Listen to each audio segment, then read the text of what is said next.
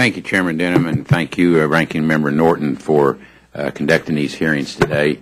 They're very important, and I know there are a number of people in attendance that have been personally affected and witnessed much devastation during this year, and they certainly welcome FEMA's help. Mr. Administrator, we appreciate your being with us as well, and I know that the hearing will be important to making the necessary corrections and refinements that are necessary to deliver help to our people.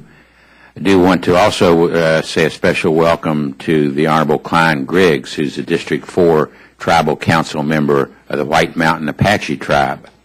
This is an important occasion because it is possibly, Mr. Chairman, the first time ever that a Native leader has testified before this subcommittee on emergency management issues. Today's hearing is on the reauthorization of FEMA and expediting disaster recovery. I would assert that no discussion about emergency management, whatever the focus, is complete without Indian tribes at the table. Tribal governments provide emergency response services such as law enforcement, firefighting, and health care to their citizens and to their neighbors in the same manner as any other governments. And like the rest of us, Indian citizens and their lands experience disasters.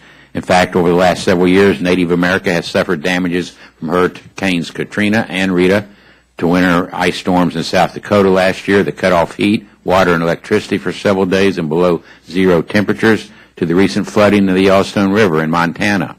Many tribal lands are also vulnerable to forest fires.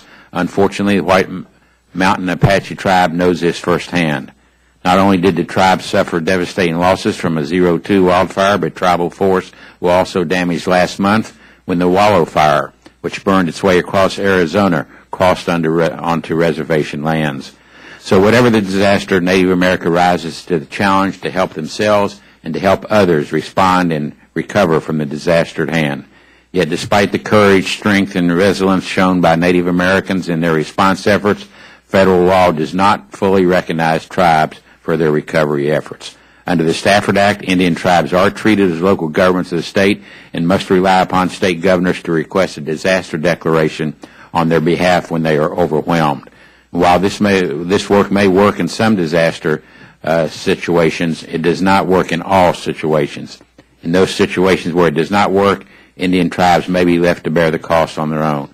So that's why I've introduced H.R. 1953, a bill that first and foremost recognizes tribal sovereignty. By doing so, the bill would allow Indian tribes to directly request the President to declare a disaster for tribal lands.